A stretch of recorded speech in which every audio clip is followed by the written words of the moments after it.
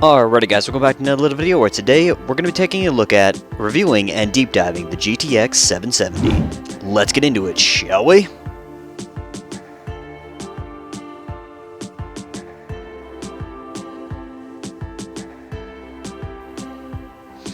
Okay, before we get into anything, let me just take a second to say thank you, like, comment, subscribe, all that fun stuff. Yeah, keep doing what you guys are doing. The channel's up to 222 subscribers as of this morning, so thank you so much, and let's get into the GTX 770. The GTX 770 is a very interesting little card, primarily because I did not give this card the credit it genuinely deserved. I made a video about, I don't even remember, about a year ago on the GTX 770, pairing it with a very low resolution monitor for some interesting gameplay. But in the GPU world today, we pretty much need to find as much value out of all GPUs as we possibly can. And after taking a look at the GTX 760 OEM card, it really made me curious about the GTX 770, and really if it could actually compete in 2021 with other mid-ranged options. And with that being said, let's get into the specifications of this graphics card, and then let's get into benchmarks. Alrighty guys, hopping over to Tech Power Up, we can take a better look at the GTX 770. It has the GK104 die, which is a Kepler architecture die. It has 1536 CUDA cores, 2 GB of GDDR5 at a 256-bit memory bus. Now, according to Tech Power Up, it does have a 230 watts maximum power draw under load, but when I was using my PNY Enthusiast Edition, which comes with a relatively aggressive out-of-the-box overclock for the GTX 770, I was only hitting 190 watts maximum draw doing synthetic benchmarks, and it was around 170 to 180 watts power draw when just doing standard gaming. So the 230 watts is a little bit overkill for what this GPU can actually draw, but being the fact that these are Kepler cores and this is a Kepler card, you can seriously increase its clock speed by increasing its power draw. So you could probably push these cards significantly further than what you would otherwise be able to, or you could push these cards significantly further than what you'd otherwise be able to with its stock power draw if you simply crank up your card's voltage and crank up your card's, well, power draw. But that is not exactly recommended because these cards are, well, getting to be rather old and you don't want to fry them. And with the price point of a GTX 770, you really don't want to risk blowing up a $150 card. Now, with that said, let's actually take a look at some of the other cards that are similar to the GTX 770. The one that really sticks out to me is the GTX 1050 Ti. Now, the GTX 1050 Ti can be purchased for about $220 to $250, which is $100 more than what I would recommend for buying a graphics card of that caliber. And the GTX 770, at its $150 price point, really does fall into the category of what I would consider to be acceptable.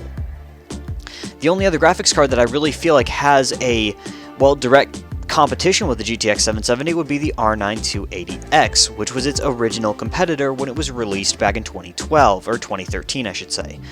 The only problem is the R9 280X is kind of hard to find, and the R9 280 is yet again kind of hard to find. They are good cards, but they are typically a little bit more expensive because of the higher amount of VRAM and because people associate VRAM with how powerful the cards are. But with that being said, this is still an insanely powerful GPU to be connected to only 2 GB of VRAM. And yes, you can find GTX 770s with 4 GB of VRAM, but they are not very common and you will typically spend more money to buy them. Whether or not you'd actually buy one of those instead of a 2 GB model, well, that one's up to you. But with that being said, I need to show you how powerful this little GPU is because I am blown away by it. Let's get into the benchmarks. Okay guys, and for the benchmarks, all benchmarks were ran on my standard GPU test bench, which is an i7 2600 with 16 GB of RAM and a 1TB SSD Dell Optiplex. Link to that build down in the description.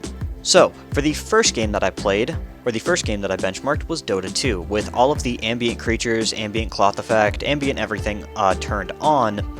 We averaged a 75 FPS at 1080p. when removing all of the extra fun stuff, we netted an average of 118 FPS, which was us pretty much bouncing off of the frame rate limiter of the game that is naturally put into place. Recommendation for Dota 2, turn off all the ambient creatures and cloth effect and wind effect. Yeah, it looks cool, but there's absolutely no reason for it. So another game that I tested that is a personal favorite of mine, Grim Dawn, 1080p medium settings across the board, netted us an average of 60 FPS at 1080p. I very much could have increased the settings until I started dropping FPS, but I simply did the test at 1080p medium settings just to see how it handled it, and it was perfectly fine. Alright, moving on to the next game, which would be Fallout 4, 1080p high settings, average of 60 FPS again. The Division 1, another personal favorite of mine, with an average FPS of 63 at 1080p medium settings. A very popular game right now, Rainbow Six Siege, 1080p low settings, netted us an average of 169 FPS. Nice. And now for the tougher to run games, and Fortnite will be our final game that I talk about, because I got something to tell you about on that one. Call of Duty Warzone. Call of Duty Warzone is a notoriously VRAM heavy game, and because of that, we were only able to net an average of 40 to 50 FPS on 720p low. But at 720p low, it was playable and relatively smooth, where the VRAM limitation of the GTX 770 really does hold this card back. And this is the only game that this is actually, apparent on. Because moving on to the next game, Borderlands 3. At 1080p low settings, we had an average of 61 FPS. If you drop the settings down to very low, at 1080p, you had an average of 74 FPS. At 1080p ultra wide, very low settings, netted us an average of 71 FPS, which is 2560 by 1080p. So even at 1080p ultra wide, at the lowest settings, it was able to run Borderlands 3. Now at 900p and the lowest settings, it netted us an average of 90 average FPS, which is what I would probably recommend playing that game at, because it is, high, intense, fast-paced shooter. But even the GTX 770 at 900p was able to net us 90 average FPS in Borderlands 3. That blew me away, and just absolutely fantastic. Now for the most visually intensive game on my list, Cyberpunk 2077.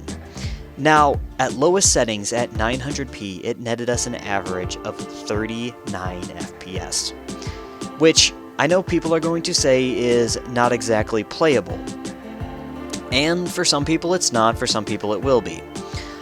But even at 900p and the lowest settings, the game looks pretty good, and honestly didn't run half bad.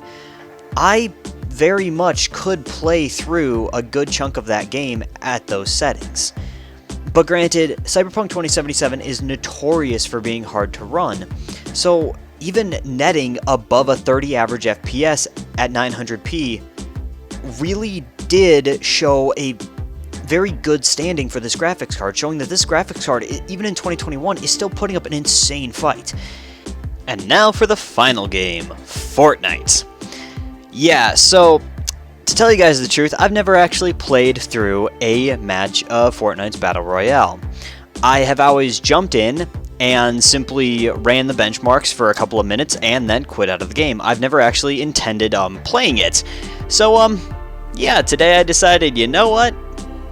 Let's play through the full match. Let's play until I get killed, shall we? And in my first full match of Fortnite, Solo Queue Battle Royale, I got a winner chicken dinner. I genuinely don't know how I managed to pull that one off, but I did. On the GTX 770, we had an average of between 110 and 150 FPS. The lowest the FPS got was 110. That was when we were jumping out of the aircraft. Now this was at 1080p Pro settings, and let me tell you, if an absolute dumpster fire of a gamer like me is able to use a GTX 770 to get a victory, I'm sure somebody who is much more skilled at the game than me would also have pretty decent effect using a GTX 770. Okay guys, so in conclusion, what do I think about the GTX 770? Well, honestly, I'm in love with it. This graphics card, for its $150 price point, is a solid entry-level card. And being the fact that the old go-to cards, being the GTX 780 and the R9 290, are now both over $200, the GTX 770 gets you almost as much performance as the GTX 780 did, but it's only getting you that $150 price point instead of needing to go all the way up to $200. And when we're talking about budget entry-level computers, that $50 is a pretty big margin. So, is the GTX 770 really worth it? And for that $150 price point, I would say yes. Alright guys, but you should let me know down in the comment section below what you guys think about the GTX 770, and tell me what you think about that Fortnite victory, because that one kind of caught me off guard. But until next time guys, thank you very much for watching, and I'll see y'all later. Peace.